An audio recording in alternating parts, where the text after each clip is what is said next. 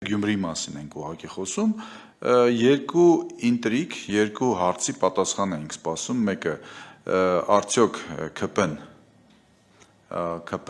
կկարողանա քաղաքացիական պայմանագիրը նորից իշխանությունը վերցնել Գյումրիում,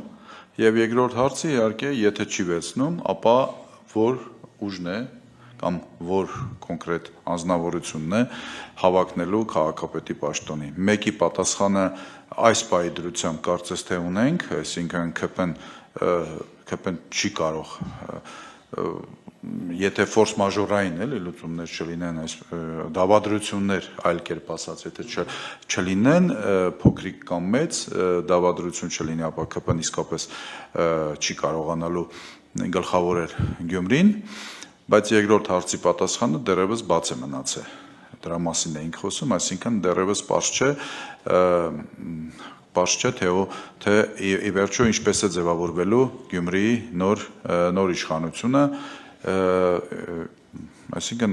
ինտրիգը գլխավոր բոլորիս էլ հայտնի է, այսպես գրեթե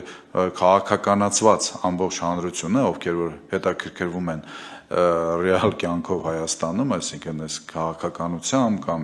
իրական գետնի վրա ինչ որ հույսեր ունենում են այս երկրում, իրենք բոլորը գրեթե սպասում են մեկ մարդու հստակ պատասխան, թե ինչպիսի դիրքորոշում էինք ունենալու Գյումրիի ընտրությունների վերաբերյալ, այսինքն Մարտուն Գրիգորյանը դեռևս կարծում եմ վերջնականապես եւ հստակ գիտեք պատասխան չի տվել, թե իր քվեները ինչ է անելու ի վերջո, այս հարցը մնացել է, բայց ամեն դեպքում առաջի հարցի պատասխանը, երբ ասում ենք ԿՊ-ն իշխանություն չի վերցնում Գյումրիում, դա նշանակում է, որ ԿՊ-ն իսկապես պարտվել է, սա փաստ է, անկախ նրանից այսպես շարքում առաջի տեղն է եղել, երկրորդն է, երրորդն է եղել, կապ չունի, որովհետև պարլամենտարիզմի հենց գաղափարը հենց նրանում է, որ իսկ ավականու սկզբունքը, դա հենց նույն պարլամենտարիզմի համապետականի մինի մոդելն է,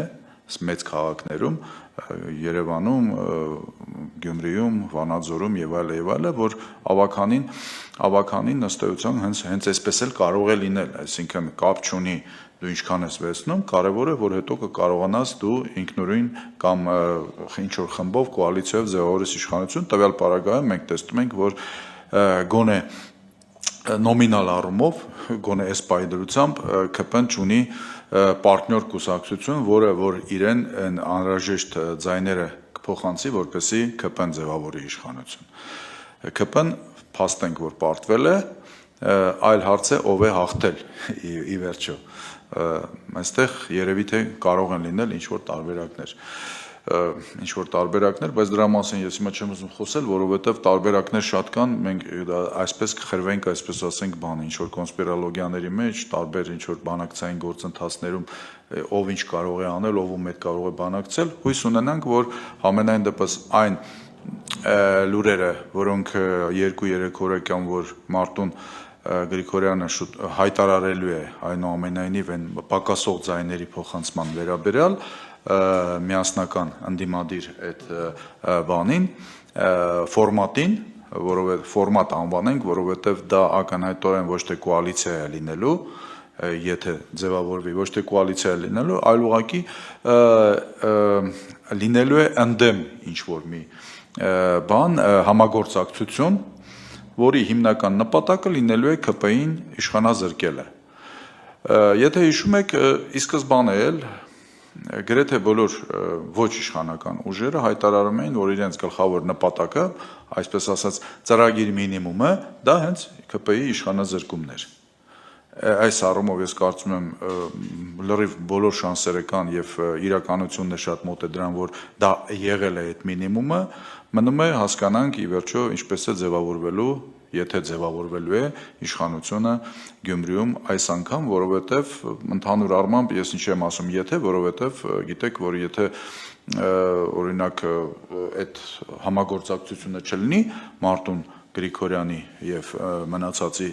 հետ համագործակցությունը չլինի այդ ֆորմատի հետ, ապա կարող է այսպես այս ճանապարհը տանել քաղաքական տուպիկի, որը նաև